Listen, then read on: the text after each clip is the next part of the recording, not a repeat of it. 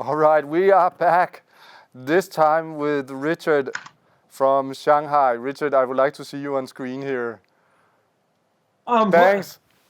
Awesome. I'm delighted to be here. Look, I clicked the link. Look, I work in tech. I work for tech for a living. All is good. All is good. All right, so I'll just do a quick intro. This speak by Richard Turrin, we have really been looking forward to. That's why we've been fighting so hard. So how does an AI-powered day in Shanghai look like? This is the next question we will try to answer. Richard, I think I will leave it there in order to have the most value out of your talk, and you can present yourself, right? Over to you. Sure. Hi, everybody. Look, it's a pleasure to be here. Sorry for any technicals. Here I am. I'm coming at you live from Shanghai. This is going to be fun, and it's going to be easy. Let's look. I can't see the slides, but we're on the cover slide right now, and that is the view out of my apartment. And you can see Shanghai, the high-rises in the background, and you can see the little orange roofs of the 1930s houses, which is in my neighborhood, which is the former French concession. Okay, let's talk about AI, and let's talk about how I use it every day of my life. Now, ready? I want to make a big distinction. Next slide, please. Here is what you see every day, and it is about the AI arms race. Excuse me. It is about this concept that there's a race for AI between the United States and China. There is no race. This is an absolutely terrible idea. What AI is about is your relationship between artificial intelligence and the stuff that you do every day. So we can think about this in terms of an arms race, but it's going to be a terrible thing. Why? Because it's all about how you use it. Next slide, please. So who's got the fastest car? Who's got the fastest AI? Who cares? You could have the Ferrari, but if you have 3 kids, it's a pretty useless car. And for that matter, if you're on the racetrack and you have the minivan, your AI is pretty useless, right? So it's this concept that, yes, there's different kinds of AIs, but there's no race. And what it's really about is how simple AI tasks become part of your life, and in my case, in Shanghai. And let's just take a look. Next, please. Okay, so how does it fit in your life? And now this is what most people from the West are using for AI, and they're all great. I'm not saying anything bad about any of them. They all work. I use Siri every day here in China, all the time. Next, please.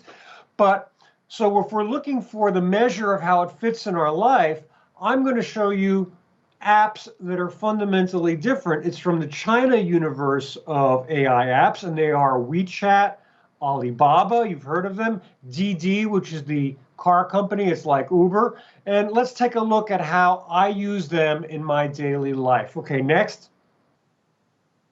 So let's make it clear. AI is controversial. I know that, you know that. Europe has a major problem with it, and probably the most interesting case was this case with Clearview AI. Only to say that we live with AI and technology, and we live in a world that lacks regulation, ways to tell us how to use it or how to protect us from invasive AI. Okay? That's the reality of our lives in the West. In China, AI is everywhere, and it is legal, encouraged, and it lives under a different set of rules. And I understand if some people out there are saying, I don't want those rules. That's fine. It doesn't matter. Let's, for the moment, let's just see what's happening with AI and how we're using it. Next, please. So this is my morning. Every day, if I go out for coffee or I do anything where I need payment, I use China's QR payment systems. Okay, very simple. Everybody knows that WeChat and Alipay are the major payment systems in China, and they're used to pay for stuff. And we swipe the QR code, And of course, behind the QR code is of course artificial intelligence used for anti-fraud. But the one that you see up front is facial recognition. As soon as I make the payment, the phone says, and you can see the little gray box there, it says face not recognized. And the reason is I intentionally made it not work because it's too fast. But that little gray box has my face, pops up, says, yes, you are the person who owns this phone. You're registered to this account. And the AI, through facial recognition, lets me buy something. And it's the base level line of protection that AI provides before making a payment using either the WeChat or the Alipay payment systems. Next slide, please. But we can go one better. And so in the first case, we're still using a QR code. So the QR code is scanned, and then it gets facial recognition. But the next one is one better. This is like an iPad-like point of sale device. And what this is this is a way of actually swiping your face. I walk up, it takes my facial picture, and it says, hey, we understand who you are, and do you want to buy this? And yes, I have a little message that pops up on Alipay on my cell phone, and I say, yes, it is me, I want to buy it, and away I go. And next, and here's the same kind of technology, but put to work at a supermarket. So you can actually go to the supermarket, bag your stuff, and the facial recognition technology will take a picture of your face, know who you are, and say, well, do you want to buy this stuff? And a couple buttons where you click yes, and you're done. So I have to say that this part in the supermarket is funny because it's not part of my life, in that I don't go to the supermarket because everybody in China, we get digital delivery that comes into the house. So I rarely go to the supermarket, but there is one near my house that does have this. I won't say that they all have it. It's low. It's about 10 or 15% of the modern high-tech, super nice supermarkets that would have this facial recognition system. The little iPod device, though, was a small shop in the subway. Everybody can use those and has access to them. They're very simple. Next. So we talk a lot about fintech and AI being put together. Now, this is actually not technically an ATM machine because the ATM machine picture doesn't come out very well. But this is a ATM style machine where you go to check and do some banking balances and stuff. And if you look, there's a little blue square. You put your card down with a chip reader in it, and you can see the camera on the top of the device. It takes your picture. It uses facial recognition to ensure that you are who you say you are, and then it allows you to check your balance and do stuff online. Okay, so this is actually at the bank. There are different versions of this, and I didn't have a good one to take a picture of, where you put your little card down. You don't have to put your PIN ID in because it swipes your face and says, I know who you are, and how much do you want? And it's again, it's AI used in our everyday life here. Next, please. So as a part, look, we've looked at facial scanning as part of the payment process, but behind this and behind the use of digital payment is, of course, credit scoring. We're all credit scored, right? We have Experian or Transperian, whatever the companies are. I've been away from the US so long now, I don't remember what the big companies are anymore. But the point is, behind this are credit scores, and they also use artificial intelligence. So when you look at a credit score in the West today, you're looking at a credit score that's composed of, well, how do you pay your bills? Do you pay on time? Do you have outstanding people of debts against you? It's about 4 or 5 basic criteria that goes into the current credit score system in the West. But here we've got a credit score system that has 3,000 different data inputs into it that basically looks at your life by looking at how you pay, what you pay, how quickly you pay it, all of the different life functions that are captured when you're using the Alipay system go into your credit score. So another use of AI, and just to make this clear, this is purely a credit score, just like your credit score in the West. This is not to be confused with the social score, but I'll tell you this, in those 3,000 data points, there are personal attributes that are not included in the traditional scores of the West. So it's a very different way of scoring, but it's AI based. Next, please. Okay, this one is absolutely mandatory. Now, I have lived in China for 10 years and I speak fairly well, but I do not write worth a damn. So what you can see here in the PowerPoint is in the far right, look toward the far right panel, you'll see a sound clip of 5 seconds, okay? So the sound clip that, this happened to be the pink icon is from my Mandarin teacher. She can send me a 5-second clip message. I can then push a button and do speech to text where it converts it into Mandarin text. And then if I want, I can go the next step to convert it into English. And I can go back.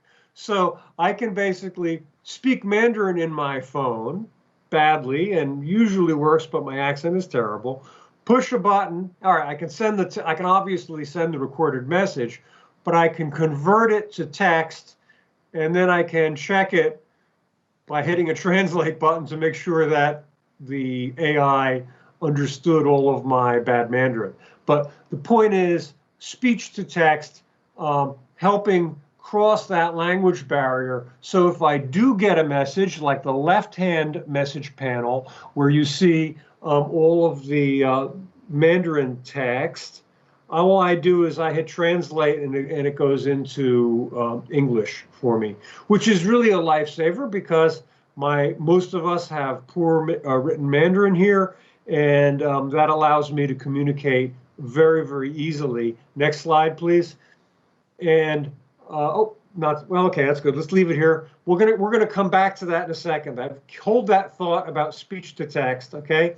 Now this is another great way that I use AI. This is an actual picture that I took on the subway. You may or may not know it because I'm not wearing any here. Well, maybe a little bit here. I love orange. Orange is my favorite color, okay? So I saw this guy with an orange bag on the subway one day, and I took a picture of it. So what you can do is you input the picture into Taobao, and it automatically finds the item that you were looking at. So this does exist for Amazon, and it does apparently exist for eBay. I don't know. I've been out of the States and the West for a while, for 10 years. I don't know how popular it is, but it is very popular in China. So imagine for a moment you're at the supermarket, and imported Western products are expensive, and some stores mark them up a lot. So looking at the product, you take your phone out, you take a picture of it, it automatically goes to Taobao, which is the Amazon of China, where you can buy anything, and you can see whether or not you're getting a good price or not. And this is actually fairly commonly used now in China. It's not at all hidden. People are always conscientious of checking prices when they go to the supermarket or go to the store. Next, please. So another use of facial recognition at the airport.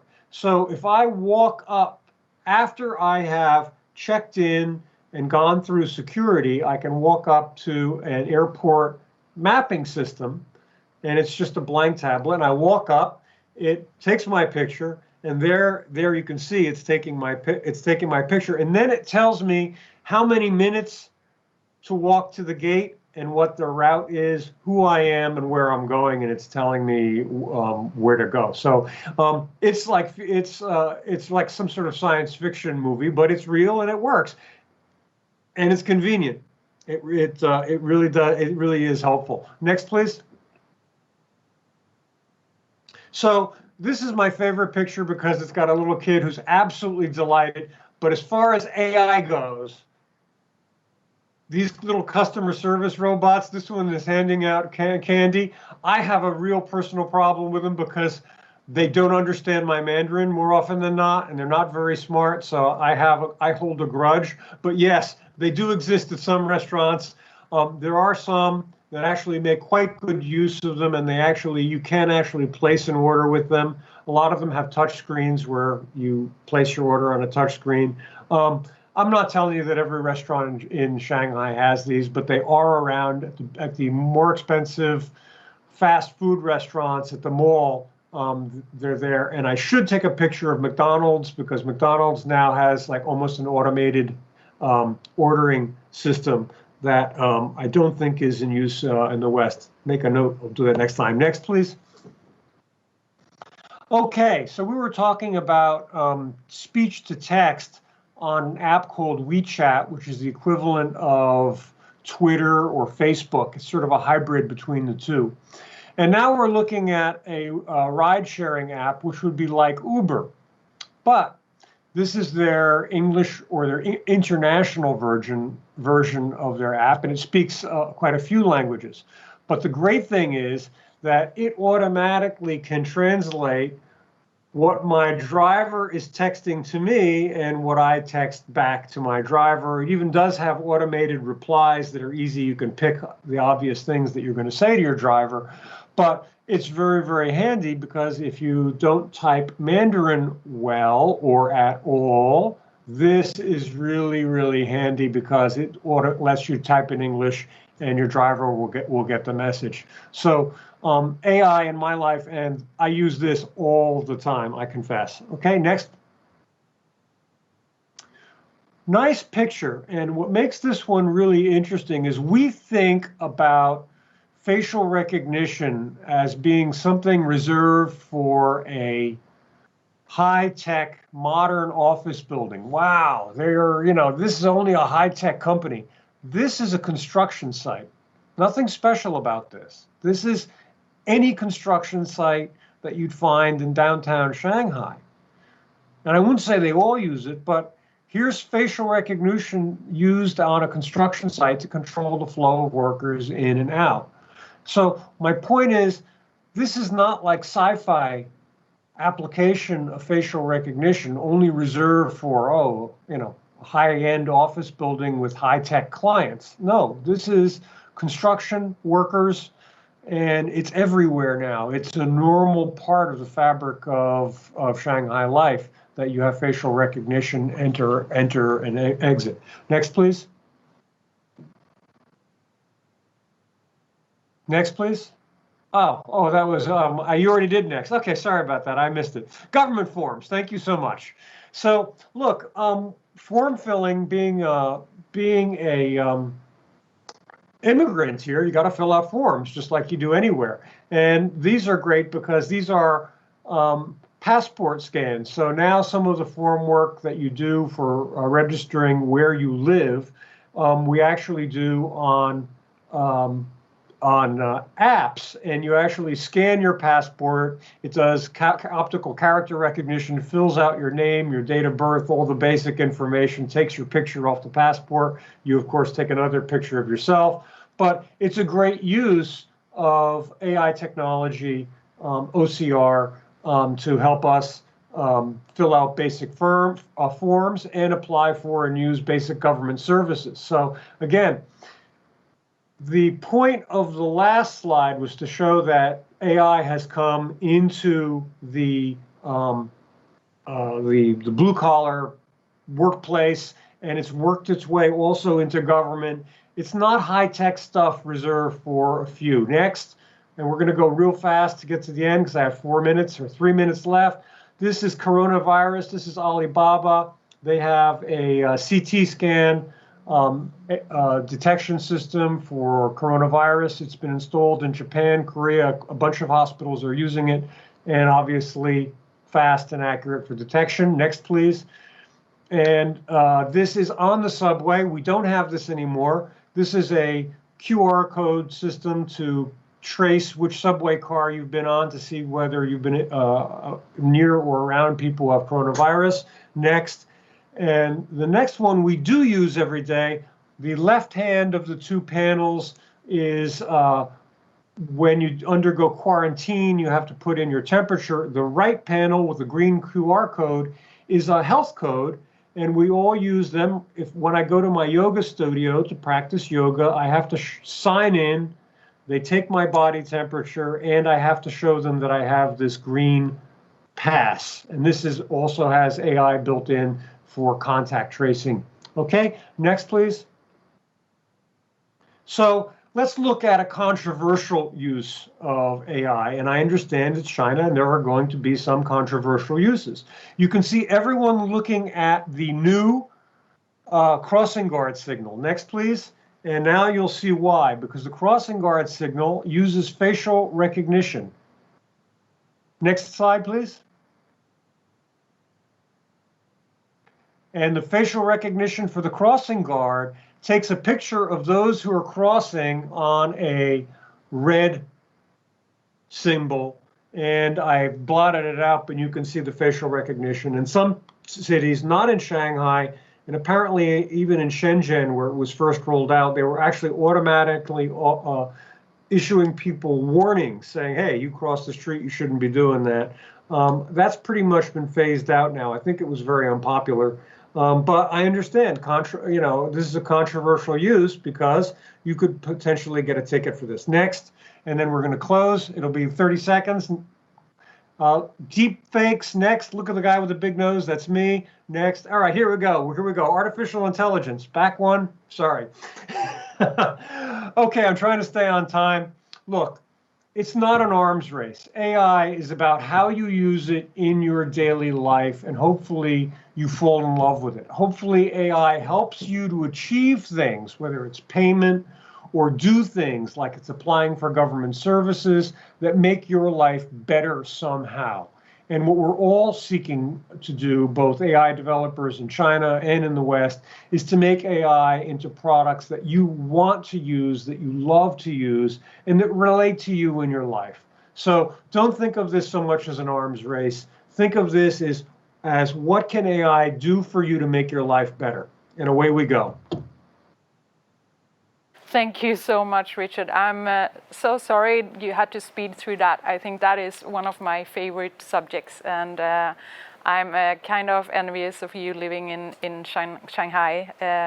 I was there a year ago and took part of some of the amazing things going on in the AI sphere. So thank you so much. We'll have to ask for any questions in Swag Card, and and we'll connect back to Richard that way. Thank you very much. Thank you. Take care.